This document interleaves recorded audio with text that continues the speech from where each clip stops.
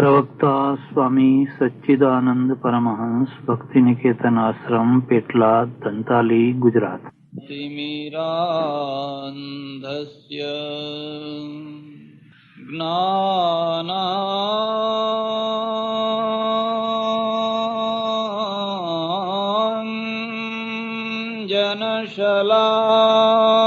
ज्ञानाञ्जनशलाकया चक्षुरुन्मीलितं येन तस्मै श्रीगुरवे नमः। मूकं करोति वाचालं पंगुं लंघयते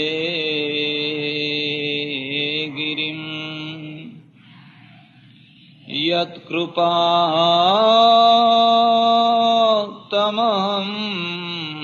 वन्दे परमानन्दमाधवम्। असितगिरिसमं स्यात् कज्जलं सिन्धुपात्रे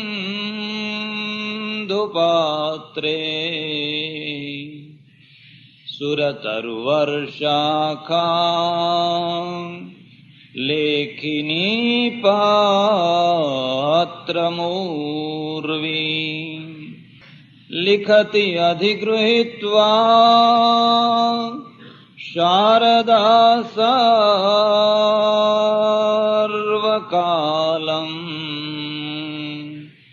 तदपि तव गुणानां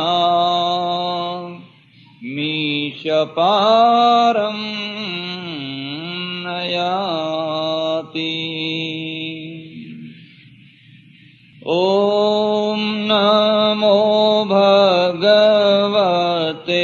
वासुदेवाय।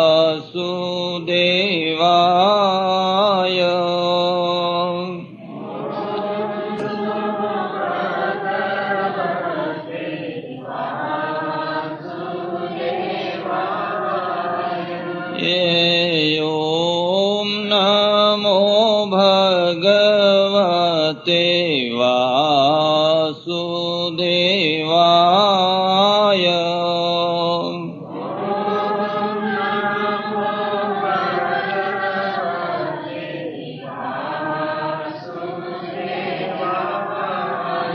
ॐ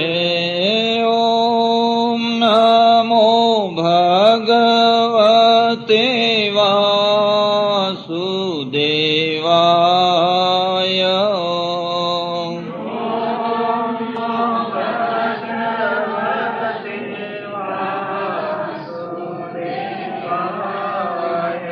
ॐ नमो भगवते वासुदेवाय।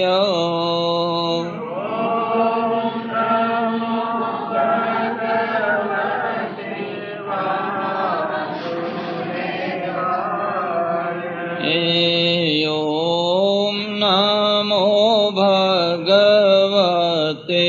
वासुदेवाय।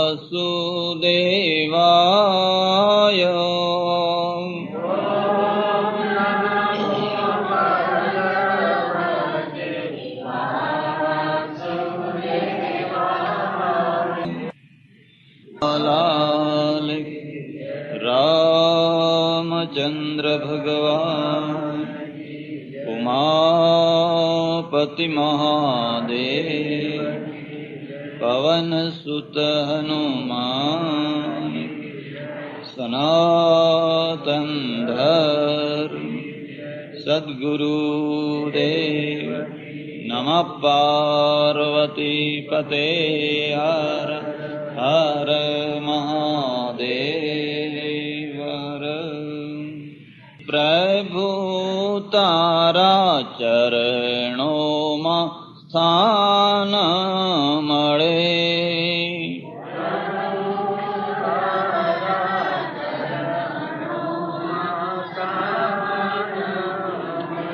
મનડું મારું તારું જ નામ જપે,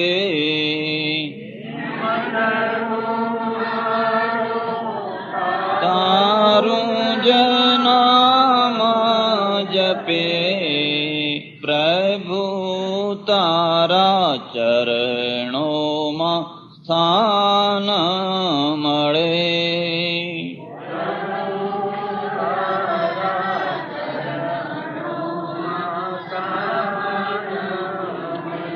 અધમનો અધમ હું પાપી ખરો,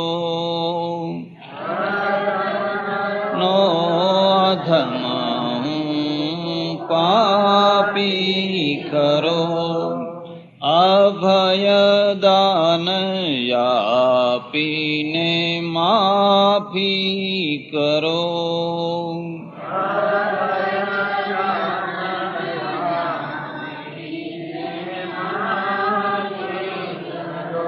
કર્મોનો પુંજય શેષ બળો, કર્મોનો પુંજય શેષ બળો, પ્રભુ તારા ચરણોમાં સ્થાન મળે.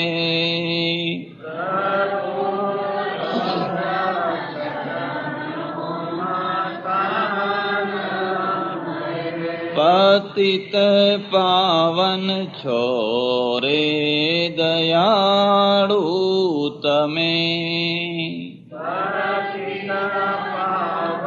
છો રે દયાળુ તમે, પતિત મારા જેવો જગે નહીં મળે.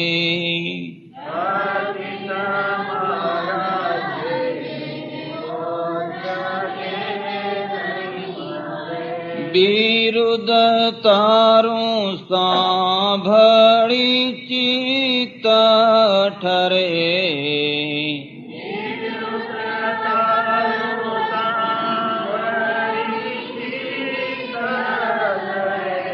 પ્રભુ તારા ચરણોમાં સ્થાન મળે.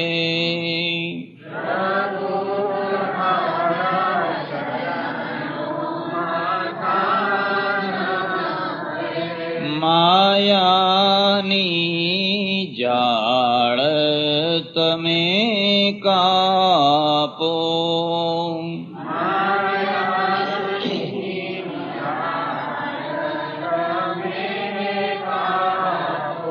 દયા દૃષ્ટિ ક્ષણ ભર તો આપો,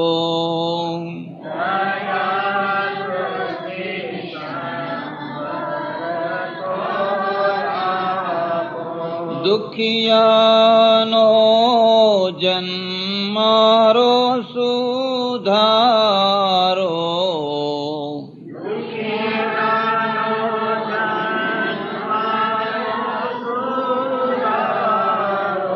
પ્રભુ તારા ચરણોમાં સ્થાન મળે.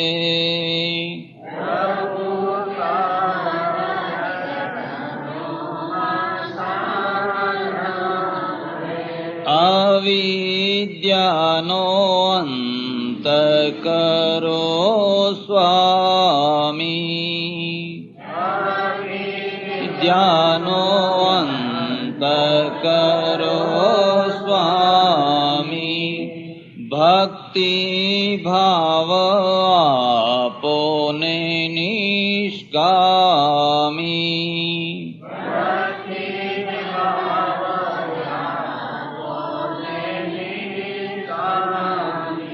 જીવન રથ સંભાળો બહુ નામી, જીવન રથ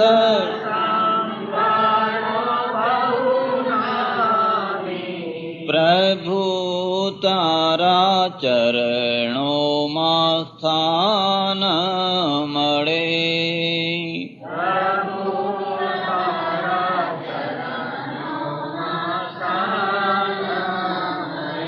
મંગલ મૂર્તિ નજરેથી પળ નાખશે.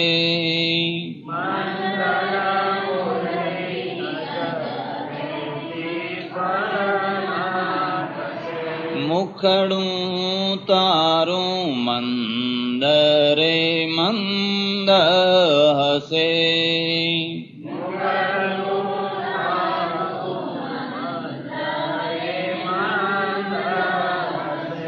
અંતિમ વેળાત્મજ્યોતિ ઝલકે. અંતિમ વેળા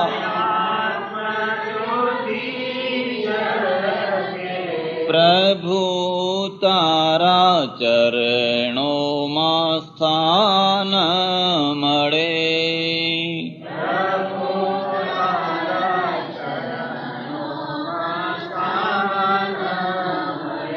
મનડું મારું તારું જ નામ જપે. મનડું મારું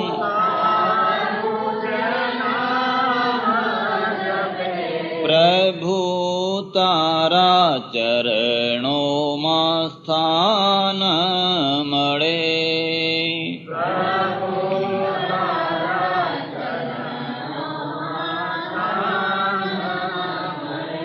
કૃષ્ણ કનૈયા લાલ, રામચંદ્ર ભગવાન, ઉમાપતિ મહાદેવ, પવન સુત હનુમાન કી. સનાતન ધર્મ સદ્ગુરુદેવ. નમઃ પાર્વતી પતે. હર હર મહાદેવ હર. માતાઓ, બહેનો અને ધર્માભિલાષી સજ્જનો, શ્રી કૃષ્ણ ચરિત્ર ભગવાન કૃષ્ણનું લૌકિક અને અલૌકિક, વ્યાવહારિક અને આધ્યાત્મિક જીવન એ વિષયને કેન્દ્રમાં રાખી અને પરમેશ્વર જેવી કંઈ શક્તિ, મતિ, બુદ્ધિ, પ્રેરણા આપે એ પ્રમાણે કંઈક ધર્મચર્ચા ચલાવવાની છે. તો આ વિષયને પ્રારંભ કરતા પહેલા કૃષ્ણના ચરિત્રને પ્રાપ્ત કરવા માટેનો અનન્યતમ કોઈ ગ્રંથ હોય તો એ ગ્રંથનું નામ શ્રીમદ ભાગવત છે. તો કૃષ્ણના ચરિત્રને બતાવનારો કોઈ ખાસ ગ્રંથ હોય તો એ ખાસ ગ્રંથનું નામ શ્રીમદ ભાગવત છે. અને શ્રીમદ ભાગવત છે એની પણ પોતાની એક ખાસિયત, કંઈક વિશેષતા છે. તમને ખબર હશે ભાગવતની રચના કેવી રીતે થઈ, કેવી પરિસ્થિતિમાં થઈ, તમને ખ્યાલ હશે. ના ખ્યાલ હોય તો હું તમને બતાવું. એવું કહેવાય છે કે વ્યાસજી છે, વ્યાસજીએ 18 પુરાણ, 18 ઉપપુરાણ, મહાભારત, બ્રહ્મસૂત્ર, ભગવદ્ ગીતા, આ બધા ગ્રંથોની રચના કરી. પણ વૃદ્ધાવસ્થામાં એમને શાંતિ ના મળી. ધ્યાન દેજો, વાતને સમજજો. તમે યુવાવસ્થામાં અશાંત રહેતા હો તો કોઈ વાત નથી. બાલ્યાવસ્થામાં તમે અશાંત રહેતા હો, ચંચળ રહેતા હો તો કોઈ બહુ મોટી વાત નથી. પણ વૃદ્ધાવસ્થા આવતા પણ જો તમને શાંતિ ના મળે તો તમારા જેવો કોઈ દુર્ભાગી માણસ નહીં. જેમ જેમ તમારી અવસ્થા ઢળતી જાય, મૃત્યુનો દિવસ નજીક આવતો જાય અને છતાં તમારી અશાંતિ વધતી જાય, ચંચળતા વધતી જાય, તો એમ સમજજો કે તમે કરોડોના ઢગલા ઉપર બેઠા હો છતાં પણ તમારા જેવો કોઈ દુર્ભાગી જીવ નહીં. આપણા શાસ્ત્રો, આપણો ધર્મ વ્યક્તિને એક ધ્યેય બતાવે છે કે જીવનની અંતિમ ક્ષણોમાં તો તમારું મન શાંત હોવું જ જોઈએ. અને અંતિમ ક્ષણોમાં જો તમારું મન શાંત રહી શકતું હોય તો તમે એમ સમજજો કે તમે જીવનમાં સાચી સાધના કરી જાણી. અને જો એ અંતિમ ક્ષણોમાં તમારું મન શાંત ના રહી શકતું હોય, જેમ જેમ અવસ્થા ઢળતી જાય એમ એમ તમારા મનની સ્થિતિ વધારે ને વધારે કફોડી થતી જાય, તેમ તમારે સમજવાનું કે તમારી સાધનામાં કંઈ ત્રુટી છે. તમારા વિચારોમાં, તમારા ધ્યેયમાં, તમારા આદર્શોમાં કંઈક ને કંઈક ત્રુટી છે. એટલે ઓછામાં ઓછી વૃદ્ધાવસ્થાનો કાળ તો શાંતિનો કાળ છે. શૈશવે ભ્યસ્ત વિદ્યાનામ, યૌવને વૈષયિષિણામ, વાર્ધક્યે મુનિવૃત્તિનામ, યોગે નાંતે તનુ ત્યજામ. કાલિદાસ છે ને, કાલિદાસનો શ્લોક છે રઘુવંશના પ્રારંભમાં. એ રઘુવંશમાં જન્મેલા જે મહાપુરુષો એ કેવા હતા એનું વર્ણન કરવા માટે એણે એક શ્લોક મૂકી દીધો.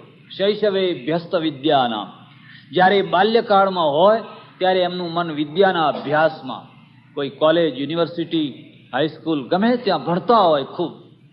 યૌવને વૈષયિષિણામ, જ્યારે યુવાવસ્થામાં હોય ત્યારે વિષય સંસાર ગ્રસ્થાશ્રમમાં હોય. વાર્ધક્યે મુનિવૃત્તિનામ, પણ જ્યારે વૃદ્ધાવસ્થા આવે ત્યારે મુનિ જેવા થઈ જાય.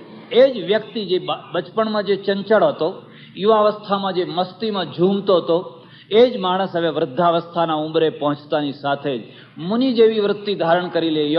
વાર્ધક્યે મુનિવૃત્તિ નામ, જાણે એક પ્રૌઢ વડલો હોય, એક પ્રૌઢ ઝાડ હોય, જાણે ગંભીર હિમાલય પહાડ હોય એવી ગંભીરતા સાથે બેઠેલો હોય. કોઈ કલ્પના ના કરી શકે કે અત્યારે જે આ વ્યક્તિ આટલો ગંભીર દેખાય છે એ યુવાવસ્થામાં આટલો ઉછાંછડો હતો અને બાલ્યાવસ્થામાં આટલો ચંચળ હતો, એવી કોઈને કલ્પના ના પણ આવે.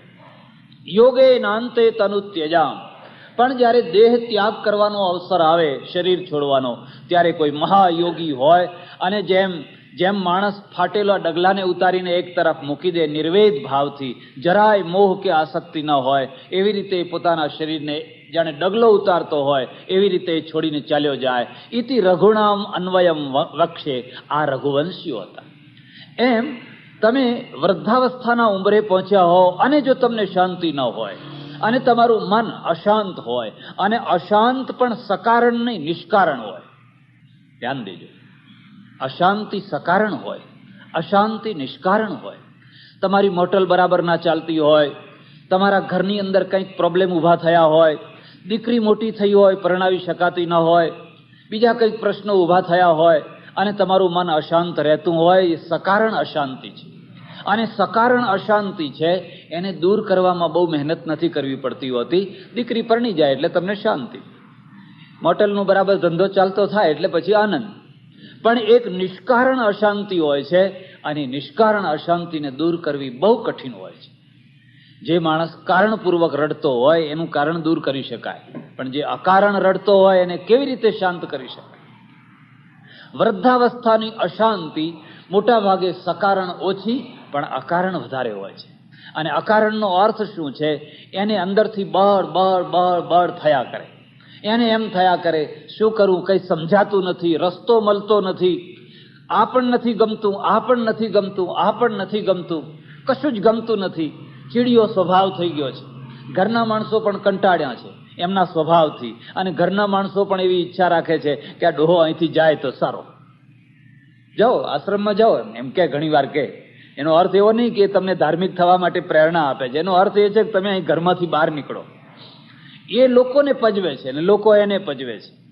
પ્રેમમાંથી પ્રેમ જાગે, સહિષ્ણુતામાંથી સહિષ્ણુતા જાગે, અને ચીડિયાપણામાંથી ચીડિયાપણું જાગે. તમે બહુ ચીડચીડા થાઓ એટલે ઘરના લોકો પણ તમારા માટે ચીડચીડા થઈ જાય. ઘરના માણસોને એમનું જીવન હોય, તમે એમાં ફાચર મારતા હો એટલે લોકો તમારાથી કંટાળે, ત્રાસે, ઘણા પ્રશ્નો ઊભા થાય.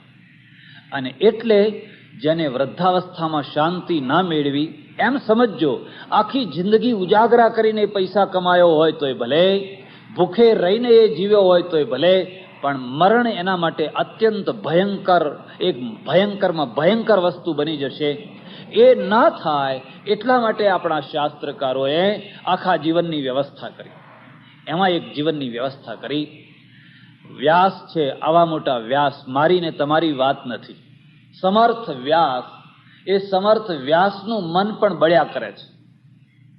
તમારા ઘરમાં જેમ જેમ માણસો વધે એમ એમ તમે ખુશી થો, પણ તમને ખબર નથી કે એમ એમ પ્રશ્ન વધારે વધવાના છે. પહેલા તમે પરણીને આવ્યા હો તો 2 જ જણા હો, અને 2 જણા જ હો એટલે તમારે એક જ માણસના પ્રશ્નને સોલ્વ કરવાનો હોય. પેલા નહીં તમારો ને તમારે એનો પ્રશ્ન. પછી છોકરો છોકરીઓ હોય બધા ઘણા થાય એટલે બધાના પ્રશ્નો, અને એક આખું વિશાળ કુટુંબ થતું જાય એટલે ઘણા પ્રશ્નો, જાત જાતના પ્રશ્નો હોય. પછી તમે એવી ઈચ્છા રાખો કે હવે હું શાંતિથી રહું તો એ કેવી રીતે રહી શકાય. તમારી ચારેય તરફ પ્રશ્નો જ પ્રશ્નો છે. પૂછી જોજો, અનુભવ કરી જોજો. જેની એક મોટેલ ચાલતી હોય એને તો એકની જ ચિંતા હોય, પણ જેને અહીં ખોલી હોય, પણે ખોલી હોય, પણે ખોલી હોય, 6-7 ખોલી હોય, એને પૂછજો કે તારે કેટલા પ્રશ્નો છે. એને એકના કરતા વધારે પ્રશ્નો હોય. આ એ બને કે એક વાળા કરતા એ કમાતો વધારે હોય, પણ સાથે સાથે એ પણ નક્કી છે કે એક વાળો જેટલી શાંતિથી ને જેટલા આનંદથી રહેતો હોય એટલો પેલો 7 વાળો રહી શકે. બહુત વણજ બહુ બેટિયા, 2 નારી ભરથાર, ઇતને કો મત મારિયો, માર રહ્યો કિરતાર. દોરો લખવો હોય તો લખી લેજો. બહુત વણજ, ધંધો કરવાનો, વેપાર કરવાનો, ઉદ્યોગ કરવાનો, પણ એવી રીતે કરવાનો કે તમારા જીવનને આંચ ના આવે, તમારા જીવનની સાધના બને એવી રીતે કરવાનો. બહુત વણજ, બહુ ફેલાવો કરી રાખેલો છે. બહુ બેટિયા, ભારતની વાત છે, ઘણી દીકરીઓ હોય. 2 નારી ભરથાર, જેમને 2 પત્નીઓ હોય. ઇતને કો મત માર્યો, પેલો કહે છે એને મારશો નહીં, એમ કે એને ત્રાસ ના દેશો. કેમ?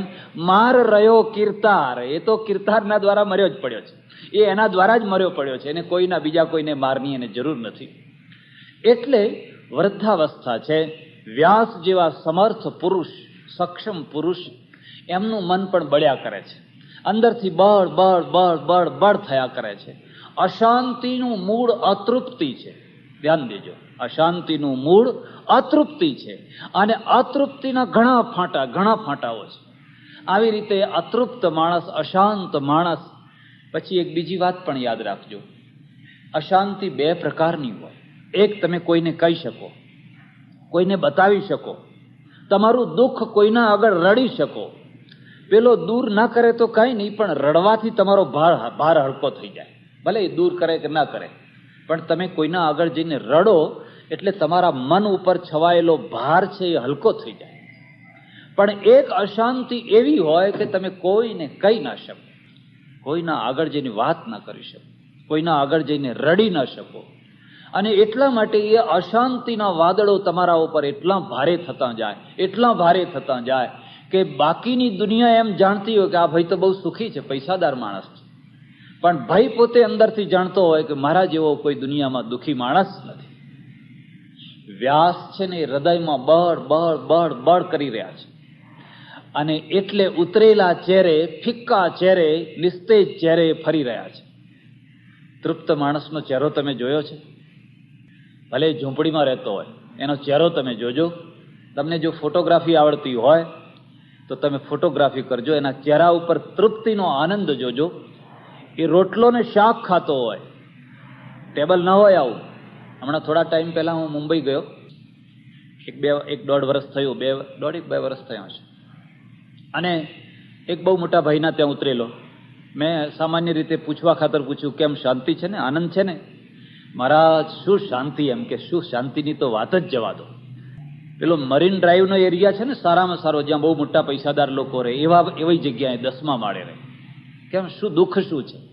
અરે દુઃખ તો એવું છે કે અમને રાત્રે ઊંઘ નથી આવતી, આ દરોડા પાડે છે. અરે આ પેલા દરોડા બહુ પડતા હતા. પેલું શું કે છે એને, કટોકટી ચાલતી હતી, અને કટોકટીમાં એવા દરોડા પડે, કોઈને પૈસાદાર માણસને ઊંઘ ના આવે. કેમ, તમારા ત્યાં દરોડો પડ્યો હતો? કે હા, આજે 8મો જ દિવસ છે, 8 દિવસ પહેલા જ દરોડો પડ્યો. તે પછી બધું બરાબર ઠીક થઈ ગયું? કેમ થયું? કે બધું તો બરાબર ઠીક થઈ ગયું, પણ પેલું જમવા બેસવા માટેનું જે ટેબલ છે ને, એ ટેબલનું વાઉચર માંગ્યું. કે આ ટેબલ ખરીદ્યા, તેનું વાઉચર ક્યાં છે? એનું વાઉચર નહીં કરેલું. કેમ નહીં કરેલું? કે બાપજી શું તમને વાત કરીએ, તમને બધી ખબર ના પડે. આ ટેબલ 18,000 ખરીદેલું, એમ 18,000 રૂપિયામાં ટેબલ ખરીદેલું, અને એ તો વગર વાઉચરનો, એનો ખર્ચો નહીં પાડેલો, એ આખો સેટ ખરીદેલો. તો 18,000 રૂપિયાનું એટલું બધું ખરીદવાની શી જરૂર હતી? અને એ ટેબલ ઉપર બેસીને જયારે જમતા હશો ત્યારે કઈ જમવામાં આનંદ આવતો હશે, કઈ રસ આવતો હશે. કે છે શું કપાળ રસ આવે? ટેબલમાં રસ નથી આવતો. અરે એક ભરવાડને જઈને જોજો, લાકડીના ટેકે ઉભેલો, એ તરતનું દોયેલું દૂધ અને રોટલો જે આનંદથી ખાતો હશે, એ 18,000 વાળા પેલો ટેબલ વાળો નહીં ખાતો. એને તો હવે વાઉચર નથી, વાઉચર ક્યાંથી લાવવું, વાઉચર ક્યાંથી લાવવું, એની ચિંતા થયા કરતી હશે. પેલો ભરવાડ જે શાંતિથી રોટલો અને હબડકે દૂધ લઈને જે ખાતો હશે, એ તૃપ્તિ, એ આનંદ પેલા માણસને નહીં.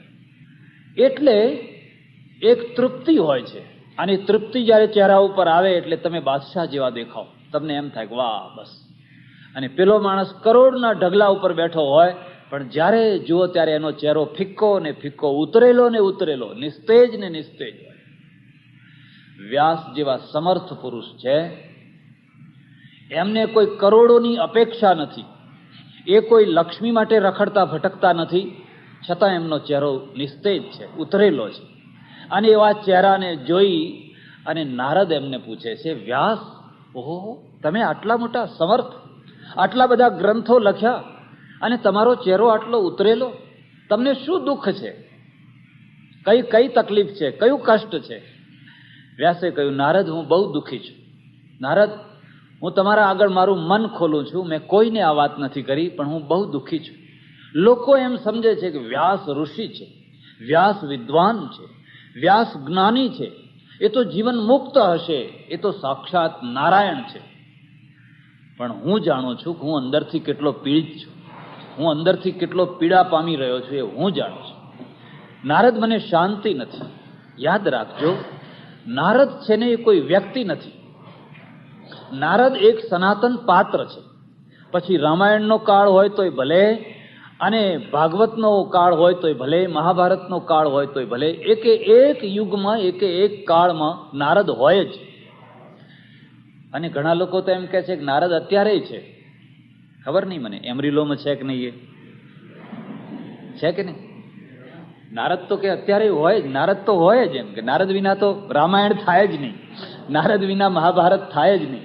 નારદ હોય તો જ કોઈ સીતાને વનમાં જવું પડે, અને નારદ હોય તો જ કોઈ દ્રૌપદીના ચીર ખેંચાય. તો નારદ તો હોય જ. એમ કે ખબર નહીં. નારદ સનાતન પાત્ર છે, સત્ય પાત્ર છે, ખોટું નથી. જોજો, અનુભવ કરજો. વ્યાસને કે છે, કેમ, શું કારણ છે, તમને શું થયું છે? બસ મને ખબર નથી પડતી, પણ મારું મન અશાંત અશાંત અશાંત રહ્યા કરે છે. નારદ, મને શાંતિ બતાવો. યો વૈ ભૂમા તત્સુખમ નાલ્પે સુખમસ્તિ. ઉપનિષદે કહ્યું, યો વૈ ભૂમા તત્સુખમ નાલ્પે સુખમસ્તિ. જે ભૂમા બ્રહ્મ છે એ જ શાંતિ છે, એ જ સુખ છે. આ અલ્પમાં કદી સુખ નથી હોતું, કદી શાંતિ નથી હોતી. એમાં માણસ એક પ્રકારની દોડમાં લાગી જતો હોય છે. એટલે તું આ જે અધ્યાત્મ વિદ્યા છે, એ અધ્યાત્મ વિદ્યા તરફ આવ તો તને શાંતિનો અનુભવ થાય. ઉપનિષદે કહ્યું. નારદ પેલા વ્યાસજીને કહે છે, વ્યાસજી, તમને બતાવું તમારી અશાંતિનું કારણ? કે બતાવો, મને ખબર નથી. આખી દુનિયાને હું બતાવું છું. આખી દુનિયા મારા ગ્રંથો વાંચીને કલ્યાણના રસ્તે જાય છે. એ જ ગ્રંથોને લખનારો હું પોતે, કોણ જાણે કેમ કોરો ને કોરો હોઉં એવું મને અનુભવાય છે. નારદે કહ્યું, તમે ઘણા ગ્રંથો લખ્યા, ઘણું રચ્યું, ઘણું બધું કર્યું, પણ જે કરવાનું હતું એ ન કર્યું. જે કરવાનું હતું એ બાકી રહી ગયું. એ શું? તમે નિરાકાર બ્રહ્મની વ્યાખ્યા કરી બ્રહ્મસૂત્રમાં, નિર્ગુણ બ્રહ્મની વ્યાખ્યા કરી.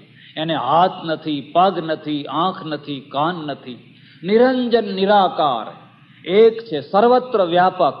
એ પલળે નહીં, એ દજાય નહીં, એ કપાય નહીં, એવા બ્રહ્મની વ્યાખ્યા કરી. હા, વાત તો સાચી છે, બ્રહ્મ તો એવું જ છે. પણ વ્યાસજી જો જીવનનો ખરો રસ લેવો હોય તો સગુણ સાકાર બ્રહ્મનો ગ્રંથ લખો. સગુણ સાકાર બ્રહ્મનો ગ્રંથ લખો. એ જે નિર્ગુણ નિરાકાર બ્રહ્મ છે એને હવે સગુણ સાકાર બનાવીને એની પ્રેમ લક્ષણા ભક્તિનો ગ્રંથ લખો. તમને તમારા જીવનમાં તૃપ્તિ આવશે, તમારા જીવનમાં શાંતિ આવશે. આ વાતને સમજજો. આપણા ત્યાં દ્વેવાવ બ્રહ્મણો રૂપે, આપણે પરમેશ્વરને બે રૂપમાં માનીએ છીએ. જે વાસ્તવિક ફિલોસોફીનો ભગવાન છે, નિર્ગુણ નિરાકાર છે. એને હાથ પગ નથી, એને આંખ નથી, એને કાન નથી, એ નિર્ગુણ નિરાકાર છે. પણ એ બ્રહ્મ જ્યારે સગુણ સાકાર થાય ત્યારે સગુણ સાકાર થયેલો બ્રહ્મ છે, એને પછી હાથ છે, કાન છે, આંખ છે, નાક છે, બધું જ છે. એટલે ઘણીવાર હિન્દુઇઝમને સમજવામાં બહુ મોટી ભૂલ થાય છે. આ કૃષ્ણ એ કોણ છે? આ મહાદેવ એ કોણ છે? આ ગણપતિ વચ્ચે બેસાડ્યા એ કોણ છે? આ તે કેટલા ભગવાન, સો મેની ગોડ્સ, કેટલા ભગવાન છે, કેટલા એક હોય, બે હોય, ત્રણ હોય, ચાર હોય. પણ ઉપનિષદોમાં જોજો, ઉપનિષદે કહ્યું એક જ ભગવાન છે. પણ એક જ ભગવાનને જ્યારે તમે સગુણ સાકારમાં એને લઈ આવો ત્યારે પછી એ અનેક થઈ જાય. મૂળમાં એક, પણ જ્યારે કૃતિરૂપથી અને આકાર રૂપથી લો ત્યારે અનેક થઈ જાય. અને એક બીજી વાત પણ યાદ રાખજો, જેને ભક્તિ કરવી હોય અને રસ ભરેલી ભક્તિ કરવી હોય, ઉપાસના કરવી હોય, એ નિરાકારની પણ કરી શકે. પણ જે સગુણ અને સાકારમાં જે રસ આવશે એ રસ નિર્ગુણ નિરાકારમાં નહીં આવે. આ ગુચ્છ છે. પેલા નિર્ગુણ બ્રહ્મને ક્યાં આપવાના હતા? પેલા નિરાકાર બ્રહ્મને આ ફૂલ આપવા ક્યાં જવાના હતા? એ તો બધે સચરાચર વ્યાપક છે. પણ જ્યારે તમારો ભગવાન સગુણ સાકાર થાય ત્યારે આ ફૂલ કેટલા પ્રેમથી તમે તોડશો, કેટલા ભાવથી તમે ખરીદશો, એને ગૂંથશો, એની માળા બનાવશો, અને સરસ મજાનું ફૂલ કેટલા ભાવથી જઈને તમે આપશો, પ્રભુના ચરણોમાં મૂકશો, અને એમ કૃતકૃત્ય થશો, પ્રભુ મારું ફૂલ સ્વીકાર કરજો. પત્રમ પુષ્પમ ફલમ તોયમ યો મે ભક્ત્યા પ્રયચ્છતિ તદહમ ભક્ત્યુપહૃતમશ્નામી પ્રયતાત્મનઃ.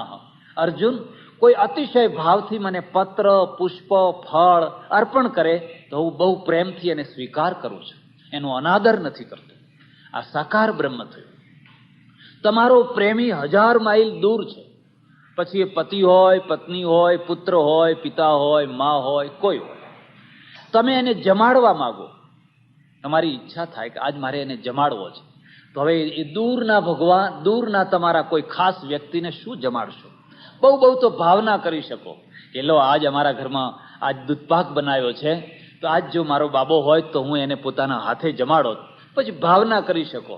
જ્યારે કોઈ સારી વસ્તુ ઘરમાં થાય એટલે એને જમાડવા માટે આપણું કોઈ સારું માણસ હોય એ યાદ આવે, અને એમ થાય કે આજ જો ફલાણો માણસ હોત તો કેટલું સાથે બેસીને જમોત. પણ એ માણસ જ્યારે પ્રત્યક્ષ હાજર થઈ જાય ત્યારે, એ માણસ તમારા સન્મુખ હોય ત્યારે તમારે માત્ર કલ્પના ના કરવી પડે, ત્યારે માત્ર ભાવનાના આધારે તમારે તમારા મનને મનાવવાનું ન હોય. ત્યારે તો પછી એ બાબો સામે જ બેઠેલો હોય, તમે આગ્રહપૂર્વક એને જમાડો, એને ખવડાવો, એને એક એક ભાવથી પીરસો, આગ્રહ કરીને પીરસો. કારણ કે પેલી જે કલ્પના જગત છે એ કલ્પના જગત અહીંયા મૂર્તિમંત થયું છે, અહીં પ્રત્યક્ષ થયું છે. બસ આટલો ભેદ છે. નિરાકારના ઉપાસકો પણ ખોટા નથી, નિરાકારના ઉપાસકો પણ સાચા છે. પણ નિરાકારના ઉપાસકો એક હદથી આગળ વધારે પોતાની ભાવનાને વ્યક્ત ન કરી શકે. જ્યારે સગુણ સાકાર છે, સગુણ સાકારમાં તો તમને ખબર છે એ ખાલી ખવડાવે નહીં, એ તો હું જમાડી પણ નથી. આપણે થાળ બોલતા, પછી ભગવાનને પોઢાડે પણ ખરો, એને ઝુલાવે પણ ખરો, એને પવન પણ નાખે, એની એક વ્યવસ્થા કરે, એક ક્રિયા કરે, અને એક ક્રિયા કરતી વખતે એને જે ભાવ થાય, એને જે પ્રેમ થાય. એક વ્યક્તિ છે, એને એમ લાગે કે આ બધું પથરા હાથે માથા ફોડી રહ્યો છે, આ તો પથરા સાથે માથા, અજ્ઞાની લોકો છે, મૂર્ખા છે, એમ એને થયા કરે. પણ બીજી તરફ પેલો માણસ જેટલો પરમેશ્વરના નજીકમાં હોય એટલો આ ડાપણ વઘારનારો માણસ એટલા નજીકમાં ના હોય. એ તો માત્ર ટીકાકાર બની ગયો હોય, માત્ર જ્ઞાનના જોરે ટીકાકાર થયેલો હોય. અમારા એક મહાત્મા હતા, ગુજરી ગયા, અભણ હતા, બિલકુલ અભણ, પણ જ્ઞાનની એટલી વાતો કરે. જ્ઞાન છે ને એ માત્ર યુનિવર્સિટીમાંથી જ નથી આવતું. રામકૃષ્ણ શું ભણ્યા હતા, કેટલું ભણ્યા હતા, અને અભણ માણસ જે બોલે એને મોટા મોટા બેરિસ્ટરો સાંભળે, અને બેરિસ્ટરો બોલે એટલે લોકો ઝોકા ખાવા લાગે, એ ઊંઘવા લાગે, ઉઠીને લોકો ચાલવા લાગે. અને આ અભણ માણસ જ્યારે બોલે ત્યારે મોટા મોટા કેશવચંદ્ર સેન જેવા બેરિસ્ટરો એક વાક્યનું ટાંચણ કરતા હોય, અને મનમાં ને મનમાં વિચાર કરતા હોય કે આ વગર ડિગ્રીનો માણસ આટલું બધું લાવ્યો તો ક્યાંથી લાવ્યો, આવે છે તો ક્યાંથી આવે છે. પૂછ્યું એક વાર, પૂછ્યું તમે આ બધું બોલો છો તો ક્યાંથી બોલો છો? અમે બધા દિંગ મૂઢ થઈને તમારા ચહેરા સામે જોયા જ કરીએ છીએ.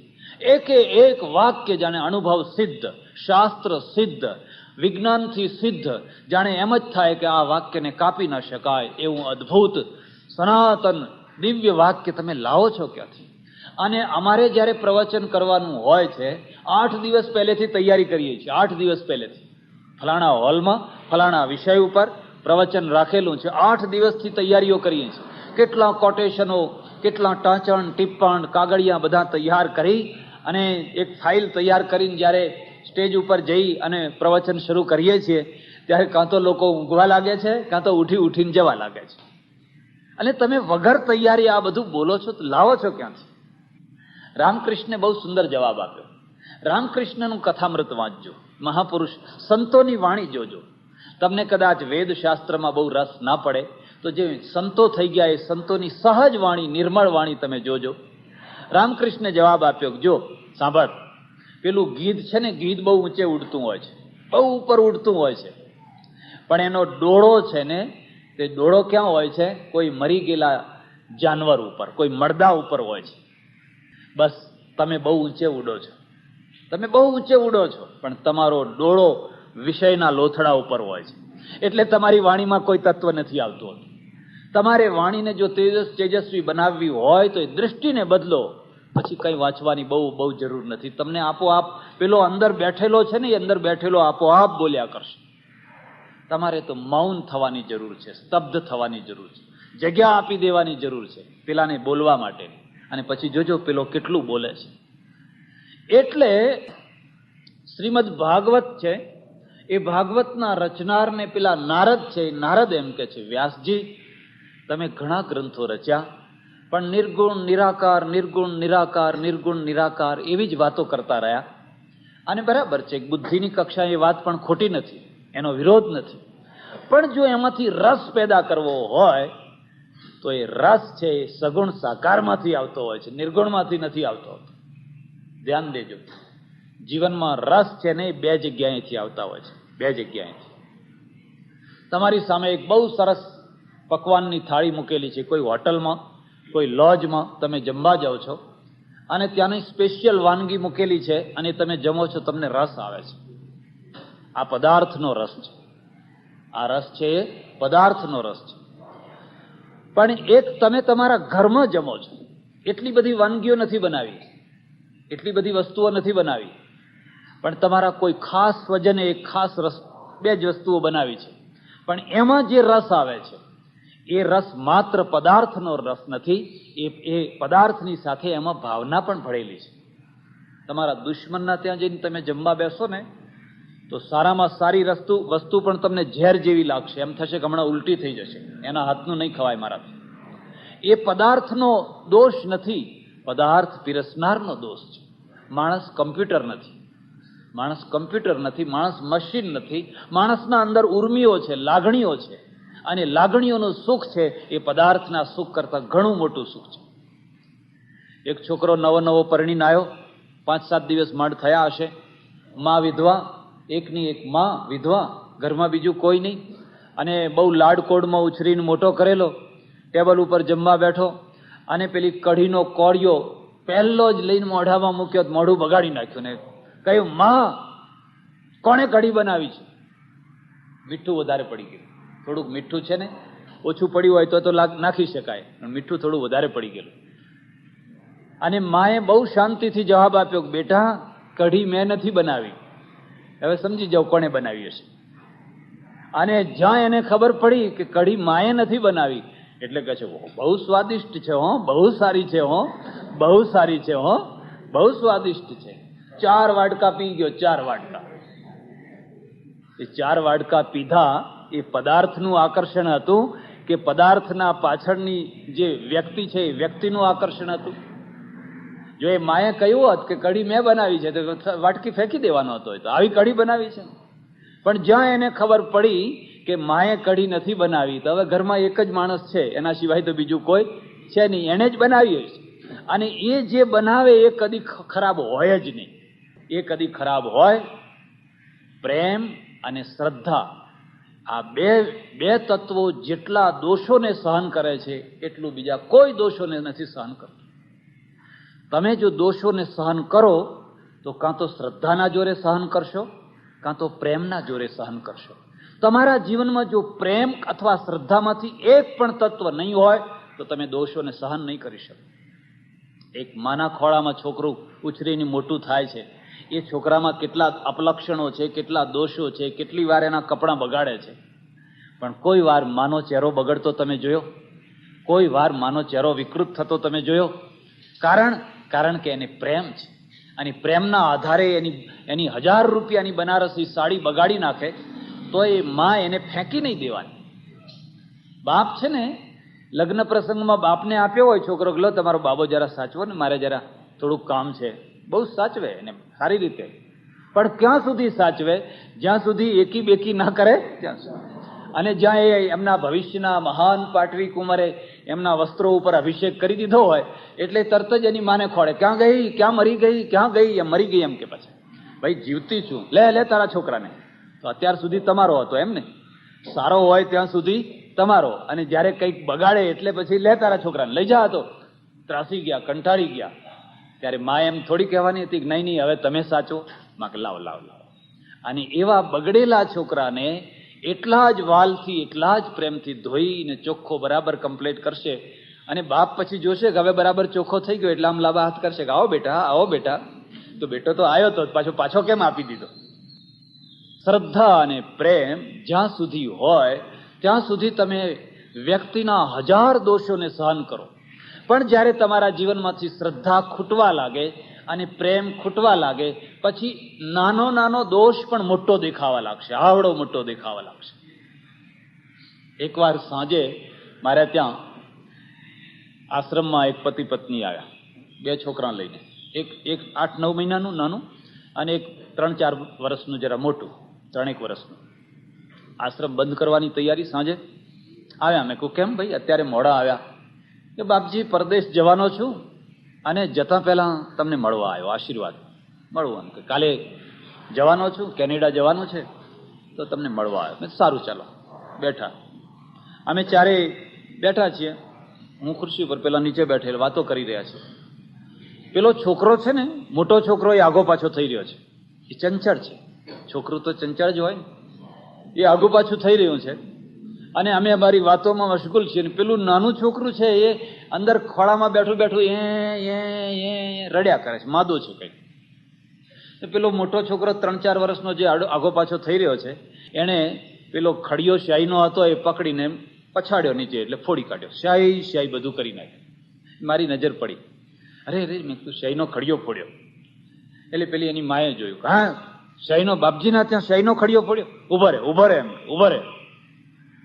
એ મને તો સારું ના લાગ્યું, પણ હવે મહેમાનનું છોકરું હોય એટલે શું બોલાય, હોય કોઈ આવેલું હોય એટલે. એનો બાપ છે એ તો શાંતિથી બેઠેલો છે. પેલી માએ છોકરું નીચે મૂક્યું અને પેલા છોકરાને પકડવા ગઈ. પેલો તો ક્યાંય છટકીને નાસી ગયો, દોડતો. જેમ જશોદાના હાથમાંથી કનૈયો છટક્યો હોય ને એવી રીતે છટકીને નાઠો.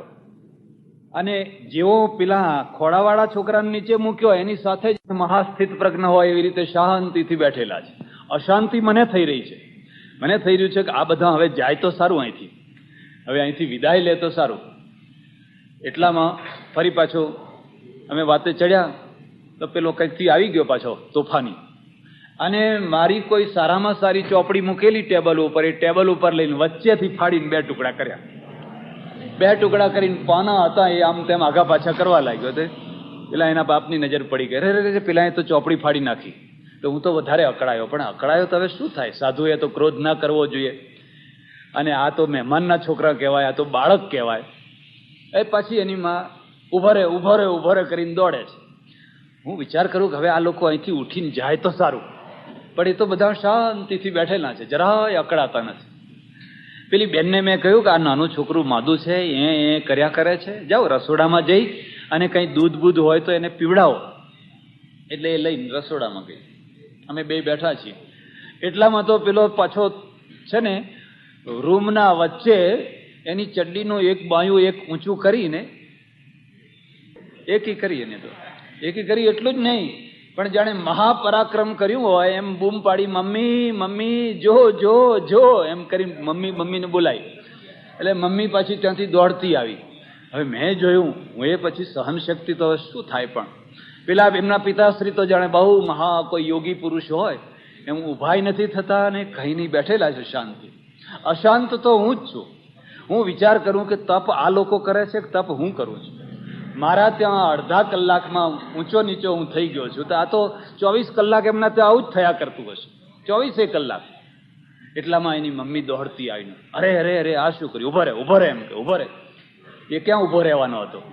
મને કે બાપજી પોતું હોય તો લાવો ને. અરે મેં કીધું પોતું અમારે ત્યાં હોતું હશે, આ છોકરા લઈને નીકળ્યા, તમારે પોતા લઈને નીકળવા પડે. હવે મને કહો છો પોતું લાવો. બિચારીએ જેમ તેમ કરીને કંઈકથી ચોખ્ખું કર્યું, આ કર્યું. કેમ? એક છોકરાને મોટો કરતા એક માને કેટલું સહન કરવું પડે છે, એનો જો કોઈ ચોપડો રાખે, એનો જો કોઈ હિસાબ રાખે તો એક એક દિવસના પાના ભરાય. તમે તમારી જાતને પૂછી જોજો, કેટલા ખડિયા, કેટલી ચોપડીઓ, કેટલા અપલક્ષણો તમે કર્યા હશે. અને તમામ અપલક્ષણોને સહન કરનારી એ માએ આજે તમને કોઈ દિવસ એમ ગણાવે છે કે મેં તમારા આટલા દોષો સહન કર્યા હતા? જો એનો ઇતિહાસ રાખવામાં આવે તો એટલો મોટો ચોપડો ભરાય, એટલો મોટો ચોપડો ભરાય. અને એ ચોપડાને જો વળતર તરીકે આપવાનું થાય તો જીવનમાં આપણા ત્યાં લખ્યું છે, કોઈ એવો પુત્ર નથી જે માનું ઋણ પૂરું કરી શકે. પોતાનું ચામડું કાઢીને આપે અને માને કે તું આના જોડા બનાવે તો પણ એ માતૃ ઋણ પૂરું ના થઈ શકે. એટલે આપણા ત્યાં લખ્યું, માતૃદેવો ભવ, પિતૃદેવો ભવ, અતિથિ દેવો ભવ, આચાર્ય દેવો ભવ. જેણે માનું હૃદય ના ઠાર્યું એ શું ભગવાનને મેળવવાનો હતો, એ શું ભગવાનની પૂજા કરવાનો હતો? તો માં છે, એ માં આટલા બધા દોષોને સહન કરે છે, તો કઈ રીતે સહન કરે છે? એ જ છોકરું સાવકી માને સોંપ્યું હોય તો જોજો, અનુભવ કરજો. એ જ છોકરાને બીજી સ્ત્રી જે સાવકી હોય એને જો સોંપ્યું હોય તો એ છોકરાને બિલકુલ સંભાળ નહીં રાખે. શ્રદ્ધા અને પ્રેમ આ બે એટલી મોટી મહાશક્તિઓ છે. શ્રદ્ધાના જોરે તમે આધ્યાત્મિક જીવનનો વિકાસ કરી શકો, પ્રેમના જોરે તમે તમારા વ્યવહારિક જીવનને તરી શકો. પણ આ બે તમારા જીવનમાંથી જો શૂન્ય કક્ષાએ પહોંચી ગયા હોય તો તમારા જેવો કોઈ અભાગ્યો જીવ નહીં, તમારા જેવો કોઈ દુઃખી જીવ નહીં. એટલે પેલો ભાગવતકાર છે, એ ભાગવતકારને નારદ કહે છે, નારદ કહે છે, વ્યાસ ઘણા દિવસો સુધી તમે નિરાકાર નિરાકાર નિરાકાર નિરાકાર એવી બધી વાતો કરી. એ નિરાકારને હવે સાકાર બનાવી દો, નિરાકારને હવે સગુણ બનાવી દો, અને એવો સુંદર બનાવી દો, એવો સુંદર બનાવી દો, કોઈને એમ કહેવું ના પડે કે ભગવાનમાં મન લગાવજો. મન આપોઆપ લાગી જાય, મન આપોઆપ લાગી જાય. કૃષ્ણ શબ્દનો અર્થ આકર્ષણ થાય. કૃષ્ણ એટલે આકર્ષણ. કૃષ્ણનો અર્થ થાય ખેંચનારો. કર્ષતી આકર્ષતી ઇતિ કૃષ્ણ. કર્ષતી આકર્ષતી ઇતિ કૃષ્ણ. જે ખેંચી લે, તમારી ઈચ્છા હોય કે ન હોય, જે ખેંચી લે એનું નામ કૃષ્ણ કહેવાય. અબ્દુલ રહીમ ખાન ખાના, અકબરના દરબારનો એક બહુ મોટો કવિ થયો, તમને ખબર હશે કદાચ. એને લખ્યું છે, એ કૃષ્ણના ભક્ત હતા, મુસલમાન હતા, છતાં કૃષ્ણના ભક્ત હતા. કેટલાય સુંદર સુંદર શ્લોકો લખ્યા છે. કોઈએ એમણે પૂછ્યું કે તમે આ કૃષ્ણની ઉપાસના કેમ કરો છો? રામની નહીં, મહાદેવની નહીં, ફલાણાની નહીં, ફલાણાની નહીં, અને કૃષ્ણની જ ઉપાસના કેમ કરો છો? એમણે જવાબ આપ્યો કે એ બધા સીધા છે અને આ કૃષ્ણ છે ને એ વાંકો છે. વાંકો છે એટલે એક જગ્યાએથી નહીં, નખ શીખ વાંકો છે. પગ વાંકો, કમર વાંકી, હાથ વાંકા, માથું વાંકું, એક વાંકું છે. તે ઉલટા સીધાની ઉપાસના કરવાની હોય કે વાંકાની કરવાની હોય? કે નહીં, તમે સમજ્યા નહીં. સીધો ખીલો હોય, સીધો, એને તમે દિવાલમાં મારો અને પછી જોર કરીને ખેંચો તો નીકળી જાય. પણ પેલો વાંકો ખીલો હોય સ્ક્રૂ જેવો, એને એકવાર બરાબર ચડાવી દો અને પછી તમે એને ખેંચો જોરથી, વાંકો ના નીકળે.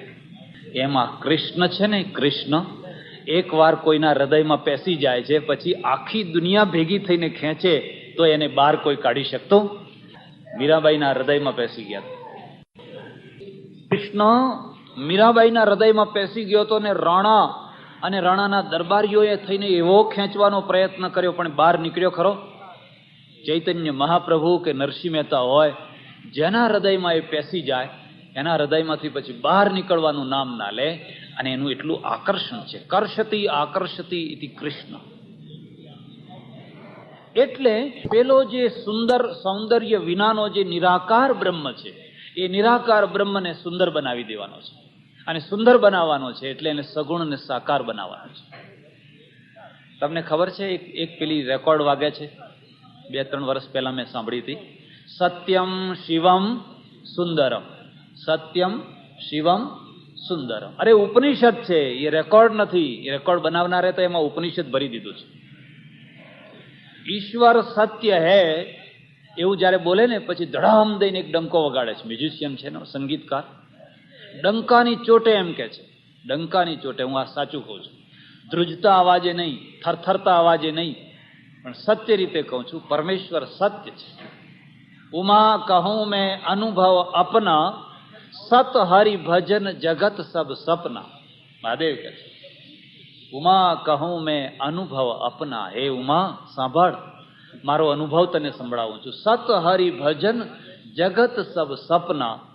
સત્ય તો ભગવાનનું ભજન છે અને આ જગત તો એક સ્વપ્નું છે. સ્વપ્નું છે. જ્યારે જાગશો ત્યારે એમાંનું કંઈ નહીં રહે, કશું જ નહીં રહે. કહત કબીરા સુનો ભાઈ સાધો, આપ મુએ ફિર ડૂબ ગઈ દુનિયા.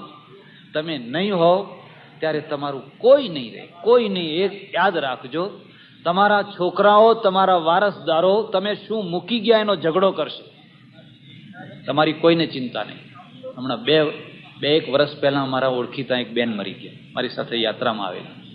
બહુ ભારે શરીર, બહુ ભલીબાઈ, બહુ પૈસાદાર. 800 તોલા સોનું એના ઘરમાં, ચડોતરમાં ઊંચા ઘર, 800 તોલા સોનું. એણે છોકરાઓમાં બધું વેચી દીધેલું, એક વસ્તુ વેચી દીધેલી, પણ આ સોનું નહીં વેચેલું. પછી બાઈ મરી ગઈ. એનો ઘરવાળો તો પહેલા મરી ગયેલો, બાઈ મરી ગઈ. અને જેવી મરી ગઈ એવા સમાચાર સાંભળ્યા, એની સાથે જ મોટો છોકરો જે બીજા બંગલામાં રહેતો હતો એ દોડતો આવ્યો અને આવીને એક કબાટ ઉપર પોતાના બીજા તાળા લગાવી દીધા, લોક કરી દીધા. એ ડોશીનું મળદું 1.5 દિવસ સુધી પડી રહ્યું, 1.5 દિવસ સુધી. પૈસાદાર છે, 5 છોકરા છે, 1.5 દિવસ સુધી એનું મળદું પડી રહ્યું. જ્યાં સુધી આ સોનાનો નિકાલ નહીં આવે ત્યાં સુધી ડોશીને બાળવા નહીં દેવાય.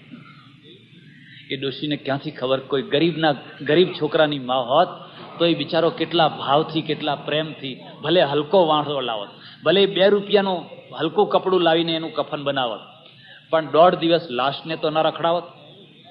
પણ પેલા પૈસાદાર છોકરાઓ છે, જેમની પાસે લાખો રૂપિયા છે, વેચી દીધેલા છે, એમનો ડોળો પેલા 800 તોલા સોનામાં છે. અને 800 તોલા સોનાની વ્યવસ્થા ના થાય ત્યાં સુધી ડોશીનું મળદું એમને એમ પડેલું છે. એના મામા આવ્યા, બીજા સગાઓ આવ્યા, રાતના ઉજાગરા કરીને રાખ ઝાક કરતા કરતા જ્યારે એનો નિવેડો આવ્યો ત્યારે 1.5 દિવસ પછી એ ડોશીને બાળવામાં આવી. એટલા માટે ઉમા કહું મેં અનુભવ અપના, સત હરિ ભજન જગત સબ સપના. એક એવી જગ્યાએ માણસ જાય છે જ્યાં જઈને લાગે છે કે હાથ ખાલી છે, કશું જ નથી. જેમના માટે કર્યું એ જ તમારા નથી. તમારો ફોટોય ઘરમાંથી કાઢીને ફેંકી દે. તમે લાઈન મૂક્યા હોય તો તમારો ફોટો કાઢીને ફેંકી દે. એટલે નારદ છે, નારદ પેલા વ્યાસજીને કહે છે, વ્યાસજી, પેલો પરમેશ્વર છે ને, ઈશ્વર સત્ય હે, પરમેશ્વર સત્ય છે. એટલું જ નહીં, સત્ય હી શિવ હે, શિવ હી સત્ય હે. એ કલ્યાણકારી છે. એના જેટલો ઉદાર, એના જેટલી દયાવાળો, એના જેટલું કલ્યાણ કરનારું તત્વ બીજું કોઈ નથી. આધ્યાત્મિક ક્ષેત્રમાં 2 અનુભવો કરવાના, 2 અનુભવો. પહેલો અનુભવ ઈશ્વરની કૃપાનો, અને ઈશ્વરની કૃપાના અનુભવ પછી ઈશ્વરના સાક્ષાત્કાર. જેને ઈશ્વરની કૃપાનો અનુભવ નથી થતો હોતો એ ઈશ્વરનો સાક્ષાત્કાર નથી કરી શકતો. તમને એમ લાગે છે કે પરમેશ્વર મારા ઉપર કૃપા કરી રહ્યો છે, મારા ઉપર સતત દયા કરી રહ્યો છે, તમને એમ લાગે છે કે તમે જે પોઈન્ટે પહોંચ્યા છો એ તમારી યોગ્યતાના કારણે પહોંચ્યા છો કે કોઈની કૃપાના કારણે પહોંચ્યા છો?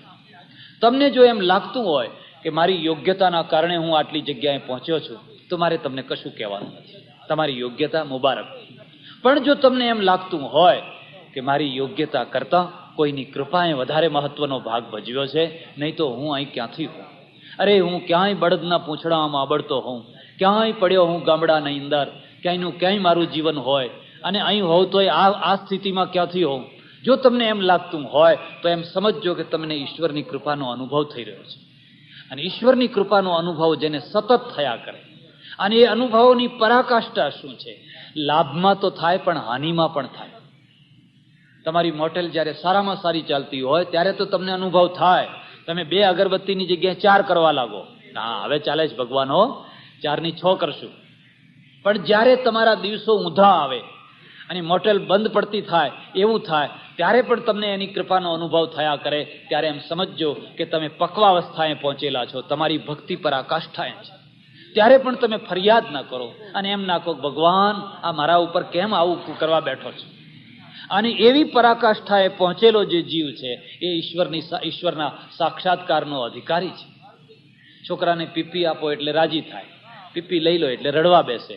એ જ કક્ષા જો મારીને તમારી હોય તો આપણે સાક્ષાત્કારના અધિકારી નથી, આપણે તો માત્ર વ્યવહારિક જીવનના અધિકારી છીએ. એટલે સત્ય હિ શિવ હે, પેલો પરમેશ્વર બહુ કલ્યાણકારી છે, અતિશય દયાળુ છે, ડગલે ને પગલે દયા ને કૃપા જ કર્યા કરતો હોય છે. પણ આટલેથી જ જો વાત અટકી હોત તો ભાગવત ના હોત. અત્યાર સુધીની વાત એ ઉપનિષદની વાત હતી, એ તત્વની વાત હતી. હવે ભાગવત આવ્યો અને પછી લખ્યું શિવ હિ સુંદર હે, એના જેવો કોઈ સુંદર નથી. એટલો રૂપનો અંબાર છે, એટલા રૂપનો અંબાર છે કે એના રૂપને જો એક વાર કોઈ જુએ તો પછી આ દુનિયાનું રૂપ એના આગળ ફિક્કું છે, એના આગળ સાવ નિસ્તેજ બની જાય. એટલો એ રૂપાળો છે. કલ્પના કરો, જેણે આટલી સરસ સૃષ્ટિની રચના કરી હશે, મોરના પીંછા જેણે ચિત્ર્યા હશે, જેણે કાશ્મીર જેવી ભૂમિને બનાવી હશે, જેણે એક સુંદર સુંદર પહાડીઓ, નદીઓ, નાળાઓ, વનરાજીઓ, ફૂલ, પક્ષી, જાતનું બનાવ્યું હશે, એ પોતે રૂપ વિનાનો હશે. સુંદરતાનો જે ઘડનારો છે એ પોતે સૌંદર્ય વિનાનો હશે. જે ભવ્ય આલિશાન મંદિરો, મસ્જિદો, ચર્ચો, દેવળો, જેના સૌંદર્યને જોઈને આપણે ફોટા પાડતા હોઈએ છીએ, એની અંદર રહેનારો પોતે સૌંદર્ય વિનાનો હશે. અને જો એ સૌંદર્ય વિનાનો છે એટલું જો કોઈ સમજતું હોય તો એ ઈશ્વરને અડધો સમજે છે, પૂરો નથી સમજતો.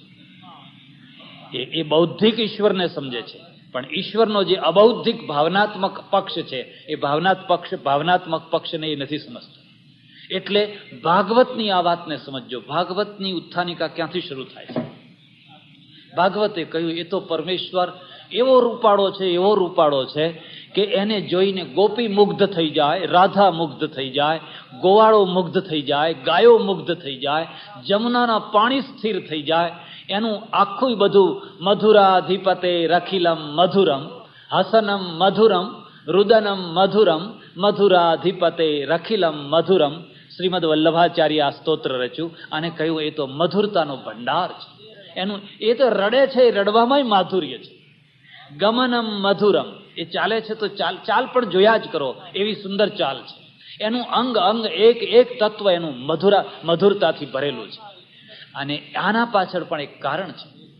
સાંસારિક જીવ હંમેશા સૌંદર્યનો ઘેલો રહ્યો છે, હંમેશા માધુર્યનો ઘેલો રહ્યો છે. એને સૌંદર્ય જુએ. આ ગુલાબનું ફૂલ ચૂંટી લાવે, એક ફૂલના સૌંદર્યને જોઈ ને ખુશ થઈને ફટ દઈને ચૂંટી લે. પણ પછી બીજું રૂપાળું ફૂલ જુએ તો બીજાને ચૂંટી લે, કોટ ઉપર લગાવી દે. ત્રીજું જુએ તો ત્રીજાને ચૂંટે, અહીં માથામાં અહીં નાખે. ખબર નહીં એને જિંદગીમાં કેટલા ફૂલો ચૂંટ્યા છે. શા માટે? પોતાના સૌંદર્યને ઓપ આપવા માટે, પોતાના સૌંદર્યને વધારવા માટે. અને એમાં ખબર નહીં એને કેટલા ફૂલ ચૂંટીને ભેગા કર્યા. અને પછી બીજા દિવસે જરા કરમાય અથવા વધારે સારું ફૂલ મળે એટલે ફેંકી દે ગટરમાં. એ ફૂલ ગટરમાં પડે તોય ભલે, કોઈના પગ નીચે ચગદાય તોય ભલે. ફેંકેલા ફૂલનો કોઈ ઇતિહાસ હોય? ફેંકેલા ફૂલનું કોઈ પગેરું હોય કે એ ફૂલનું શું થયું? નહીં. નવા ફૂલો લાયા જ કરો, નવા ફૂલો લાવીને ભરાવ્યા જ કરો. આ માણસનો સ્વભાવ છે, આ માણસની આદત છે. આ માણસની ખાસિયત છે. એટલે ભાગવતકારે જોયું એને એની ખાસિયતની દૃષ્ટિએ આધ્યાત્મિક જીવન તરફ લઈ જવો છે. અને જો લઈ જવો હોય તો એક રામકૃષ્ણે લખ્યું છે કે આ માખીને જો વિષ્ટા ઉપર બેસવા ના દેવી હોય તો ઉડાડ ના કરો. તમે એમ સમજો કે વિષ્ટા ઉપર માખી બેઠી છે, એને આમ પંખાથી ઉડાડશો, ઉડશે, પણ ફરીને આવીને ત્યાં જ બેસવાની છે. ત્યારે શું કરો, એની બાજુમાં ગોળ મૂકી દો, એની બાજુમાં ગોળની કાંકરી મૂકી દો, ઉડાડવી નહીં પડે. એ આપોઆપ આવીને ગોળની કાંકરી ઉપર બેસી જશે. એમ મન જો સૌંદર્યનું ભૂખ્યું હોય, મન જો મધુરતાનું ભૂખ્યું હોય તો એની સામે એટલું સૌંદર્ય મૂકો, એટલી મધુરતા મૂકો કે મન આપોઆપ ત્યાં ચોંટી જાય. દક્ષિણ ભારતમાં, સાઉથ ઇન્ડિયામાં ઉત્સવો બહુ ઉજવાય, બહુ ઉત્સવો ઉજવાય. અને બહુ ઉત્સવો ઉજવાય એટલે રથ કાઢે, બધા રથ લઈ લઈને નીકળે. એવો એક ઉત્સવ ત્રિચિનાપલ્લીમાં. ભક્તો બધા પાગલ થયેલા છે, ગાંડા થયેલા છે. હાથમાં ખડતાલો, મંજીરા, તંબુરા લઈ અને ભગવાનનું ભજન કરતા કરતા ગાંડા થયેલા છે. આખું ટોળું મોટું જલુસ આવી રહ્યું છે. અને જોનારા પણ એક વાર તો સ્તબ્ધ થઈ જાય છે. તમને નાચતા ગાતા ભાવ વિભોર થતા જુએ, જોનારનું હૃદય પણ એક વાર બદલાઈ જાય. પણ આગળ જ રામાનુજાચાર્ય, મોટામાં મોટા આચાર્ય રામાનુજ છે, રામાનુજ ચાલી રહ્યા છે. એમણે જોયું કે સામેથી એક નવજુવાન પુરુષ ને એક સ્ત્રી આવી રહ્યા છે. પુરુષ છે ને એ પણ નવજુવાન છે ને સ્ત્રી પણ નવજુવાન છે. પેલી સ્ત્રીના ઉપર પેલા પુરુષે છત્રી ઓઢાડેલી છે, તાપ ના લાગે એટલા માટે. અને આમ છત્રીનો દાંડો હાથમાં પકડીને ચાલી રહેલો છે. એને એમ થયું કે આ કોઈ દંપતી છે, પતિ પત્ની છે, બિચારા ફરવા નીકળેલા છે, હમણાં અહીં આવશે અને આ ભગવાનના દર્શન કરશે, સંતોના દર્શન કરશે, નમસ્કાર કરશે. કોઈ સારા ઘરના લાગે છે. એટલે એમની વૃત્તિ એ યુગલ તરફ રહી. પેલું ટોળું નજીક પહોંચતું ગયું, પેલું દંપતી નજીક આવતું ગયું. રામાનુજની દ્રષ્ટિ ત્યાં ને ત્યાં છે, પણ પેલા યુવાને નજર ઉપાડી નહીં તે ઉપાડી. ભગવાન સામે ના જોયું ને સંતો સામે ના જોયું, કોઈના સામે ના જોયું. નીચી નજરે ચાલતો જ રહ્યો, છત્રી ઉડાડીને. જુલુસ પૂરું થયું. આશ્રમમાં આવ્યા, મંદિરમાં આવ્યા અને શિષ્યને બોલાવીને કહ્યું કે પેલા બે મળ્યા હતા એ કોણ હતું? સામે આપણને મળ્યા હતા સ્ત્રી પુરુષ, એ કોણ હતું? કે મારા જવા દો ને, પાપીનું નામ લેવું પણ પાપ છે, પણ કહેતો ખરો એ કોણ હતું? આપણા નગર શેઠનો એ પુત્ર હતો, નગર શેઠનો દીકરો. અને પેલી ગામની વેશ્યા હતી, મહાવેશ્યા. એણે આ નગર શેઠના છોકરાઓ જેવા કેટલાય છોકરાઓના જીવન બરબાદ કરી નાખ્યા છે. હવે આ છોકરો એના ધંધે ચડ્યો છે, બાપની આબરૂ, પૈસો, દોલત બધું હોમી નાખ્યું છે. એને બાપે તો ઘરમાંથી કાઢી મૂક્યો છે, હવે ઘરમાં નથી રાખતો. ધર્મ કર્મ એને કશું સૂઝતું નથી. ઓહો, તો એ છોકરાને બોલાવી લાય મારી પાસે. એનું નામ શું? એનું નામ ધર્મદાસ. સંત અને ઈશ્વર અહેતુકી કૃપા કરે, અહેતુકી કૃપા કરે, હેતુ વિનાની કૃપા કરે ત્યારે એનું નામ ઈશ્વર કહેવાય. હેતુ વિનાની કૃપા કરે ત્યારે એનું નામ સંત કહેવાય. બદલાના બદલે કંઈક કરે ત્યાં સુધી નહીં. એ તો આખી દુનિયા કરે. તમે કંઈક આપો ને હું તમને કંઈક આપું, એવું નહીં. અહેતુકી, ઈશ્વર જે કૃપા કરે એ અહેતુ. એમ સંત પણ કોઈના ઉપર કૃપા કરે, કોઈ હેતુ વિના, કોઈ સ્વાર્થ વિના, કોઈ લાભ વિના. જા એને બોલાવી લાય. ધર્મદાસ. રાજ એને બોલાવશો નહીં, તમારું નામ પણ વગોવાઈ જશે. એ તો બદનામ થયેલો છે, પણ તમારું નામ પણ બદનામ થશે. ભલે મારું જે થવાનું હોય થાય, પણ એને બોલાવી લાવ. એને બોલાયો, જેમ તેમ કરીને લાવ્યા. પેલા આચાર્ય પૂછ્યું, ભાઈ અમારી યાત્રા નીકળી, તું સામેથી આવતો તો તે જરાય હાથ ઊંચકીને ભગવાનને નમસ્કાર પણ ન કર્યા? આટલો તો વિવેક તારે કરવો જોઈએ. પેલા એકદમ નફ્ફટ થઈને જવાબ આપ્યો, બિલકુલ નિર્લજ્જ થઈને જવાબ આપ્યો. એને કહ્યું, મહારાજ મારા જીવનમાં કોઈ રસ હોય, મારા જીવનનું કોઈ કેન્દ્ર હોય તો પેલી હેમાંબા છે, એના લાલ ગુલાબી પગ છે, એ સિવાય મને બીજું કશું દેખાતું નથી. સૌંદર્યમાં સૌંદર્ય કોઈ હોય તો એ પગ છે. એ પગ જ હું જોયા કરું છું, બાકી આ દુનિયામાં કશું જોવા જેવું નથી, કોઈ ચીજ જોવા જેવી નથી.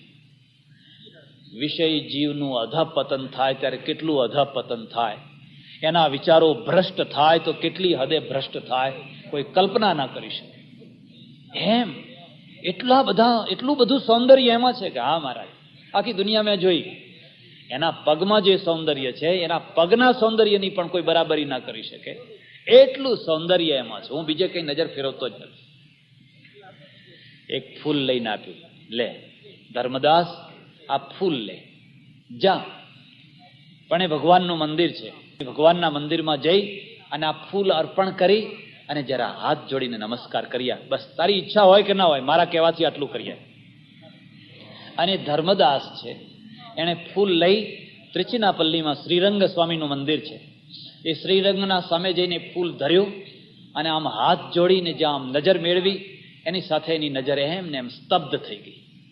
2 minute, 3 minute, 5 minute, 10 minute, 15 minute સુધી એમને એમ સ્તબ્ધ થઈ ગઈ. આંખમાંથી આંસુની ધારાઓ વહ્યા કરે છે અને એ એમને એમ જોઈ રહ્યો છે પુલકિત નજરે. જ્યારે ભાન આવ્યું, દંડવત કરીને પાછો આવીને એમના ચરણોમાં દંડવત કરી દીધા અને એમણે કહ્યું, ઓહો, ખરું સૌંદર્ય તો મેં આજ જોયું. આજ જે મેં સૌંદર્ય જોયું, પેલું સૌંદર્ય એ પગની અંદર તો ખબર નહીં કેટલું માંસ સડી રહ્યું છે, એની અંદર કીડા ખદબદ થઈ રહ્યા છે. આજ ખીલેલું ફૂલ, કાલે ખબર નહીં શું થાય એનું. એમાં પરુ છે, પસ છે, ખબર નહીં એમાં કેટલી દુર્ગંધીઓ છે. આજ મેં સૌંદર્ય જોયું અને હવે મારે આ સૌંદર્ય સિવાય બીજું કોઈ સૌંદર્ય નથી જોઈતું. મને દીક્ષા આપો, મને તમારા ચરણોમાં રાખો. રામાનુજે કહ્યું, બેટા મને ખબર હતી તું પતિત થયો છે પણ અભિજાત છે. અભિજાતનો અર્થ થાય કુસંગમાં પડીને ખોટા રસ્તે ચાલ્યો જાય પણ પાછો એ સાચા રસ્તે આવે, કારણ કે ખાનદાન છે, કારણ કે એના અંદર જે બ્લડ છે એ ખાનદાનીનું છે. એનું પતન એના પોતાનું નથી, એ તો કુસંગના કારણે છે, ખોટા સંગના કારણે છે. પણ એને પાછો જો સારો સંગ મળે તો એનો એ વ્યક્તિ ફરી પાછો રસ્તા ઉપર આવી જાય. તો અભિજાત છે, મને ખબર છે, મને વિશ્વાસ છે. એને દીક્ષા, એ મોટો સંત થયો એવું કહેવાય છે. ધર્મદાસના પુસ્તકો લખાય. એટલે ભાગવતને આ સમજજો તમે, એ ભાગવતની આખી ઉત્થાનિકા શું છે. પેલો જે નિર્ગુણ નિરાકાર બ્રહ્મ છે એને સગુણ ને સાકાર બનાવવાનો છે. અને સગુણ અને સાકાર એવો બને કે તમારું મન ખેંચી લે, તમારું મન જડાઈ જાય. તમે સૌંદર્યના જ ભૂખ્યા હોવ તો તમને સૌંદર્ય, જે સંસારનું સૌંદર્ય છે એની જગ્યાએ અહીંયા સૌંદર્યની પ્રાપ્તિ થાય, એટલા માટે છે. પછી તો શ્રીમદ ભાગવતની રચના થઈ. મારે ભાગવત તમને નથી સંભળાવવાનું, કૃષ્ણનું ચરિત્ર સંભળાવવાનું છે. પણ કૃષ્ણનું ચરિત્ર પેલા નિર્ગુણ બ્રહ્મને, નિરાકાર બ્રહ્મને સમર્થ વ્યાસે આ રીતે કેમ ચિત્રિત કર્યું એ વાત કહેવા માટે મેં તમારા આગળ લાંબી ભૂમિકા રાખી છે.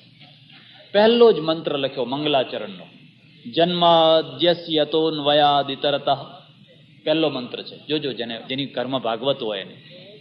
અને મંત્રના છેવટમાં લખી દીધું સત્યમ પરમ ધીમહિ. એવું જે પરમ સત્ય છે એ પરમ સત્યનું અમે ધ્યાન કરીએ છીએ. એની ઉત્થાનિકા બ્રહ્મસૂત્રમાંથી લીધી. ભાગવતનું જે પહેલું તત્વ છે એ બ્રહ્મસૂત્રમાંથી લીધું. બ્રહ્મસૂત્ર છે એમાં પૂછ્યું કે બ્રહ્મ કેવું છે, એ બ્રહ્મનું લક્ષણ શું છે. એટલે લખી દીધું જન્માદ્યસ્યતઃ. એનો અર્થ એવો થાય, યતો વા ઈમાની ભૂતાની જાયંતે યેન જાતાની જીવંતી યત પ્રયંતિ અભિસંવિશંતિ તદ વિજિજ્ઞાસસ્વ તદ બ્રહ્મ.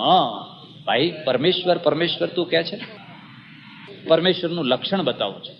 જેનાથી આ જગત ઉત્પન્ન થતું હોય, જેમાં સ્થિર થતું હોય અને જેમાં પાછું વિલીન થઈ જતું હોય, આ 3 તત્વો જેના દ્વારા થતા હોય એનું નામ બ્રહ્મ છે. આ ઉપનિષદે કહ્યું, બ્રહ્મસૂત્રે કહ્યું. પણ હવે એ બ્રહ્મને સાકારમાં લઈ આવવા છે, સૌંદર્યમાં લઈ આવવું છે. એટલે અહીંયા એ જ સૂત્રને મૂક્યું, જન્માદ્યસ્યતોન્વયાદિતરતઃ.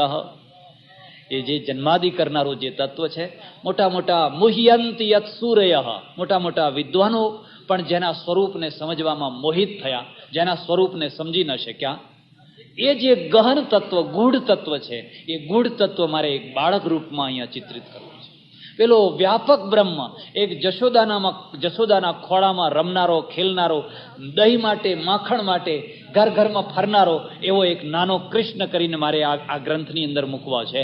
એટલે સત્યમ પરમ ધીમહિ, એ જ પરમ સત્યનું અમે ધ્યાન કરીએ છીએ અને એ જ પરમ સત્યને મારે અહીં ચિત્રિત કરવું છે. આગળની કથા તમે સાંભળો એના પહેલા આ વાતને સમજજો કે ભાગવતના જે કૃષ્ણ છે એ કૃષ્ણનું ચરિત્ર એક પરમ સત્યનું ચરિત્ર છે. અને પરમ સત્યને જેણે પરમેશ્વરને સમજવો હોય એ કાં તો કૃષ્ણને સમજે કાં તો ઉપનિષદના બ્રહ્મને સમજે, અને ઉપનિષદના બ્રહ્મને અને કૃષ્ણને બેયને સમજે એ હિન્દુઇઝમને સમજે, એ હિન્દુ ધર્મની ફિલોસોફીને સમજે. એટલે આજે તો હું તમારા આગળ આ વધારે ચર્ચા નહીં કરું, પણ આજે એટલી જ ચર્ચા કરીશ કે જે કૃષ્ણની ચર્ચા આપણે કરવાના છીએ, જેના ચરિત્રની, એને માત્ર કોઈ ઐતિહાસિક પુરુષ ન સમજી લેતા, એને માત્ર કોઈ ઘટના ઘટાડનાર કોઈ વ્યક્તિ ન સમજી લેતા. એ બ્રહ્મસૂત્રનું પરમ બ્રહ્મ તત્વ છે, એ ઉપનિષદનું પરમ રહસ્યમય તત્વ જે બ્રહ્મ, એ જ બ્રહ્મ છે. પણ એ જ બ્રહ્મને ભાગવતકારે જે રીતે ચિત્રિત કર્યું છે એના પાછળ પણ કંઈક હેતુઓ છે. પણ એ ચર્ચાઓ આપણે આગળના દિવસોમાં પરમેશ્વર જેવી શક્તિ આપશે એ પ્રમાણે કરશું. આજે તો અહીંયા વિશ્રાંતિ કરશું. આરતી થશે, પ્રસાદ થશે, અને ફરી પાછો બીજા પીરિયડમાં યોગ સૂત્ર ચાલશે. જેની ઈચ્છા હોય એ બીજા પીરિયડમાં બેસજો, અને જેને ઉતાવળ હોય ને ઘેર જવાની ઈચ્છા હોય એ આરતી અને પ્રસાદ લઈને ઘેર જઈ શકે છે. કૃષ્ણ કનૈયા લાલ સદગુરુદેવ. નમઃ પાર્વતી પતે હર હર મહાદેવ.